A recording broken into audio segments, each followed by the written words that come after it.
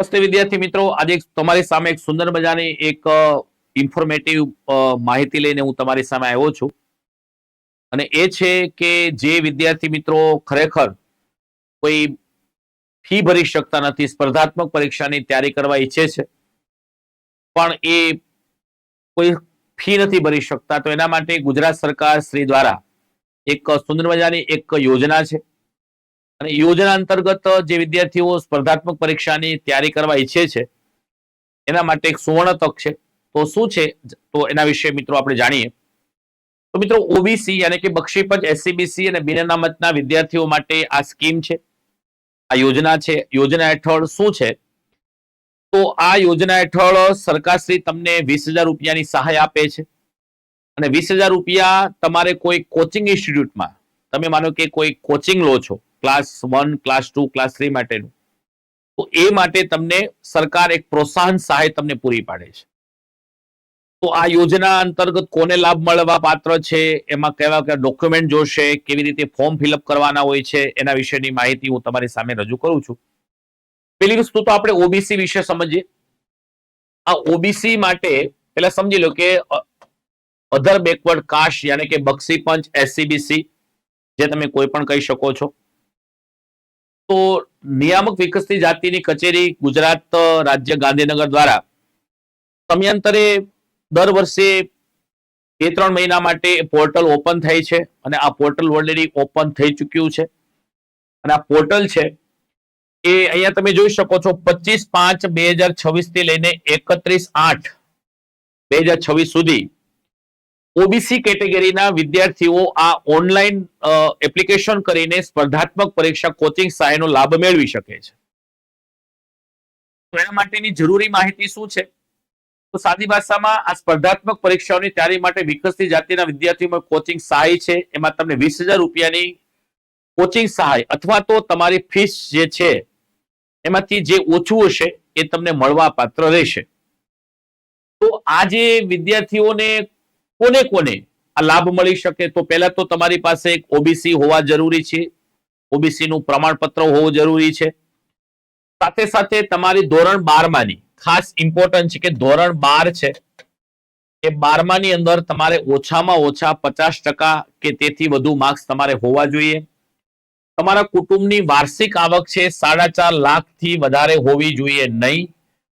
અને આ યોજનાનો લાભ તમને માત્ર એક જ વાર મળવા પાત્ર છે. માનો કે તમે આગળ કોઈ આવો લાભ લઈ લીધો હોય તો તમને આ બીજી વાર તમને લાભ મળવા પાત્ર નથી. તો આના માટે જો તમારે લાભ મેળવવો છે, તમારે એક સરસ અને એક રેપ્યુટેડ સંસ્થામાં તમારે સ્પર્ધાત્મક પરીક્ષાના ક્લાસ કરવા છે.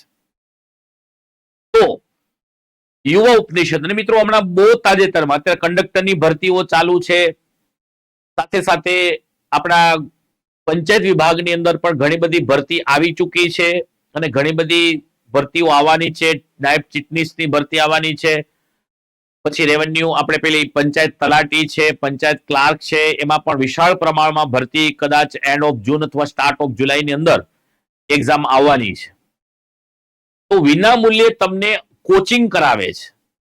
એ પણ સરકારશ્રીનો નિયમ શું કહે છે કે સરકારશ્રીનો નિયમ છે 90 દિવસ સુધી, 90 દિવસ સુધી તમારું કોચિંગ નો એક ક્રાઇટેરિયા છે કે 90 દિવસ સુધી જ તમારે એજ્યુકેશન આપવાનું છે. પણ મિત્રો 90 દિવસમાં કશું નહીં થાય, આપ સમજો છો. એટલે અકડમ બકડમ તકડમ કરીને આપણે વિદ્યાર્થીઓ આવે એટલે 20,000 રૂપિયાની પછી ખંખેરી લેવાના અને 90 દિવસ પછી તમે છૂટા, તો 90 દિવસથી કઈ ભોજ્યો ભાઈ કઈ થાય નહીં. એટલે અહીંયા આપણે 90 ના ડબલ એટલે કે 180 દિવસ, એટલે મારા વાલા તમારે 6 મહિના થયા, તો 6 મહિના સુધીનું એજ્યુકેશન તમને મળશે. પ્લસ એ પાછું યુવા ઉપનિષદની અલગ અલગ બ્રાન્ચીસ છે, વરાછા છે, વ્યારા છે, ચીખલી છે, વલસાડ છે અને આપણું અડાજણ છે, મેઇન બ્રાન્ચીસ. એની અંદરથી 22 તારીખથી આપણા ક્લાસ શરૂ થવાના છે. તો ક્લાસ કોના થશે સાહેબ? તો ભાઈ જે હમણાં જે પાઇપલાઇન એક્ઝામ છે જે ઓલરેડી એક્ઝામ આવવાની છે સ્પર્ધાત્મક પરીક્ષાની, તલાટીની આવવાની છે, જુનિયર ક્લાર્કની આવવાની છે. ફરીથી સંભળાય છે કે દિવાળી આજુબાજુ આપણે પોલીસ ડિપાર્ટમેન્ટમાં પણ લોટ ઓફ વેકન્સી આવવાની છે. તો ફોર્મ પડશે પછી 12 ફોર્મ આપણે તૈયારી કરશું ત્યારે સ્કીમનો લાભ જતો રહ્યો હશે. કે 31 ઓગસ્ટ આ યોજના છે એનું આખરી દિવસ છે. તો ઉઠો, જેની પાસે આર્થિક રીતે જે વિદ્યાર્થી મિત્રો સક્ષમ નથી એના માટે સરકારશ્રીની યોજના છે, તો એ લાભ તમે પ્રાપ્ત કરો અને એ પાછા સારા ઇન્સ્ટિટ્યૂટમાં. ઉપરાંત તમને 6 મહિનાનું એજ્યુકેશન તો મળશે જ, ઉપરાંત તમને એક વર્ષનું કોઈ તમે હાઇબ્રિડ કે પછી તમને રેકોર્ડેડ કોર્સ છે, રેકોર્ડેડ કોર્સ છે અને જે તમારી પરીક્ષાને અનુલક્ષીને હોય તેવો. હવે તમે માનો કે કોઈ તલાટી બનવા ઈચ્છો છો તો તમે તલાટીનો કોર્સ આપવામાં આવશે, કોઈ કોન્સ્ટેબલ બનવા ઈચ્છે છે તો કોન્સ્ટેબલનો કોર્સ આપવામાં આવશે, કોઈ પીએસઆઈ બનવા ઈચ્છે તો પીએસઆઈ નો અલગ અલગ રિલેટેડ એનો કોર્સ આપવામાં આવશે 1 વર્ષની વેલિડિટીનો. પછી તમને મળશે નિયત કરેલા પુસ્તકો, નિયત કરેલા યુવા ઉપનિષદ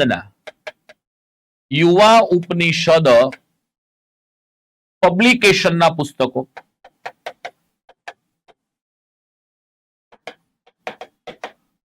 જો કે યુવા ઉપનિષદ પાસે તો 120 કરતા પણ વધારે બુક છે, પણ જે નિયત કરેલા હશે અને ખાસ કરીને તમારી જે એક્ઝામ હશે એને એ રિલેટેડ પુસ્તકો તમને આપવામાં આવશે.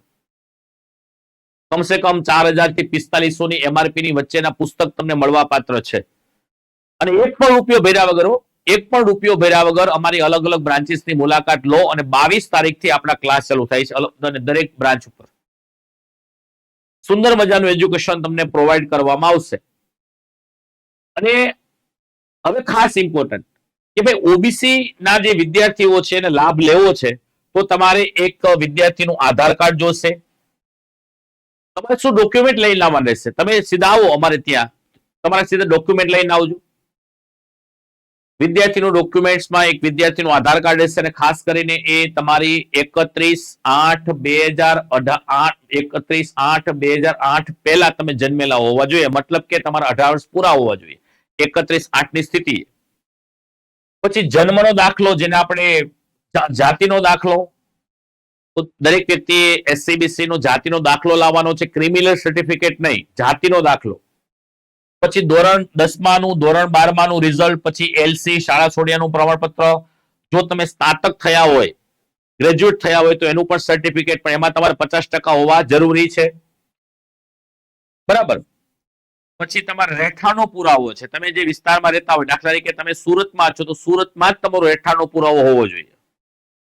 પછી માનો કે કોઈ વ્યક્તિ રાજકોટમાં કે અમદાવાદ કે અમરેલીમાંથી હોય અને અહીં સુરતમાં રહેતા હોય, એનો સુરતમાં કોઈ પુરાવો ન હોય તો એ વિદ્યાર્થી લાભ નહીં લઈ શકે. હા, એના માટે માનો કોઈ ભાડાના મકાનમાં રહેતા હોય તો ભાડા કરાર છે કરવા જરૂરી છે. હવે તમારે રહેઠાણના પુરાવામાં તમારું રેશનિંગ કાર્ડ છે, વીજળી બિલ છે, પછી કોઈ ભાડા કરાર છે, પછી લાયસન્સ છે, ચૂંટણી કાર્ડ છે, એમાંથી કોઈ પણ એક હોય તો ચાલશે. પછી આવકનું પ્રમાણપત્ર 1/4/2024 પછી નું આવકનું પ્રમાણપત્ર તમારે જોશે. એટલે કે 3 વર્ષથી જૂનું, નાણાકીય વર્ષ 3 વર્ષ કરતા જૂનું હોવું જોઈએ નહીં. અને આવક તમારી 4.5 લાખ કરતા ઓછી હોય તો જ આ યોજનાનો લાભ મળવા પાત્ર છે. પાસપોર્ટ સાઇઝનો ફોટો, મોબાઈલ નંબર અને ઈમેલ આઈડી, આ બધાની એક કોપી તમારે યુવા ઉપનિષદની બ્રાન્ચ પર લાવવાની રહેશે. અને સાથે સાથે દરેકની તમારે જે આવો છો દરેકની તમે ઓરિજિનલ, તમે મસ્ત રીતે સુંદર રીતે ફોટો પાડીને ઓરિજિનલ કોપી પણ તમારે વોટ્સઅપના માધ્યમથી તમારે મોકલવાની રહેશે. એક તો તમારે બધાની ઝેરોક્સ આપવાની છે અને જે ઓરિજિનલ ડોક્યુમેન્ટ છે એ કલરમાં એને તમારે ફોટા પાડીને લાવવાના છે, અથવા તમે સીધી તમે લાવો તો અમે પણ ફોટા પાડી દઈશું. એવી રીતે બિન અનામતમાં આ જ છે, પણ બિન અનામતમાં ફરક શું છે? તો બિન અનામત ફરક એટલો છે, ખાલી 2 જ ફરક છે ઓબીસી અને બિન અનામતમાં. ઓબીસી માં તમારે 12 માં 50% જોઈએ, જ્યારે બિન અનામત જે છે ઈડબ્લ્યુએસ માં તમારે 60% જોઈશે. જ્યારે ઓબીસી માટે આવક છે 4.5 લાખની, જ્યારે બિન અનામતમાં આવક છે 6 લાખની. અને બિન અનામતમાં ખાસ કરીને જે રહેઠાણનો પુરાવો છે એમાં તમારે ઓબીસી માં ચૂંટણી કાર્ડ છે કે પછી લાયસન્સ છે કે પછી કોઈ ભાડા કરાર છે, લાઇટ બિલ છે, ગેસ બિલ છે, વેરા બિલ છે, એ ચાલતું હતું. પરંતુ બિન અનામત ની અંદર ફરજિયાત તમારે રેશનિંગ કાર્ડ હોવું જરૂરી છે. બાકી બધી વસ્તુ સરખી છે, બે જ ખાલી ડિફરન્ટ છે. અને ખાસ કરી વિદ્યાર્થીને ઓબીસી માટે નોન ક્રિમિલિયર નહીં, જાતિનો દાખલો, એવી રીતે બિન અનામત માટે બિન અનામતનો આવકનો દાખલો હોય છે અને ઈડબ્લ્યુએસ માટેનો હોય છે. તો ઈડબ્લ્યુએસ નો જરૂર નથી, બિન અનામતનું સર્ટિફિકેટ છે એ તમારે લાવવાનું છે. તો વિદ્યાર્થી મિત્રો, રાહ શાની જુઓ છો? યુવા ઉપનિષદ અને સરકારશ્રીની જે યોજના છે એ અંતર્ગત તમને લાભ આપવા જઈ રહ્યો છે. તો આ ગુજરાત સરકારની યોજના છે, સામાજિક ન્યાય અને અધિકારિતા વિભાગ હેઠળની આવતી જે વિકસતી જાતિની કચેરી છે અને બિન આર્થિક અનામત નું નિગમ છે, એના દ્વારા સરકાર શ્રી દ્વારા જે આ લાભ મળી રહ્યો છે, યુવા ઉપનિષદ તમને 6 મહિના સુધીનું ટીચિંગ આપી રહી છે, સાથે પુસ્તકો આપી રહી છે, જાતે વેલિડિટી 1 વર્ષની રેકોર્ડેડ કે હાઇબ્રિડ વેલિડિટી માટેનો તમને કોર્સ આપી રહ્યો છે. તો સરકારી નોકરી, જો તમે જો પૈસાની આર્થિક રીતે તમારી પાસે સગવડ ન હોય તો એના માટે આ સુંદર મજાનો લાભ છે. તો આ તકનો લાભ લો. અને વિશેષ માહિતીની કદાચ તમારે જરૂર પડે તો અમારી દરેક બ્રાન્ચ પર આવી તમે ચોક્કસ રૂબરૂ માહિતી તમે મેળવી શકો છો. બાકી આ વસ્તુ છે. અને આ વહેલા તે પહેલાના ધોરણે જે વિદ્યાર્થીઓ હશે, લિમિટેડ બેચ, લિમિટેડ સીટ હશે, પછી અમુક અમારી બેચ થઈ જાય પછી એડમિશન મળવા પાત્ર નહીં રહે. તો વહેલા તે પહેલાના ધોરણે અત્યારે આવો અને 22 તારીખથી આપણે સુંદર મજાના કોર્સ શરૂ થાય છે અને આવનારી જે સ્પર્ધાત્મક પરીક્ષા તેના માટે. ઓકે, મળીએ છીએ. વંદે માતરમ. ભારત માતા કી જય.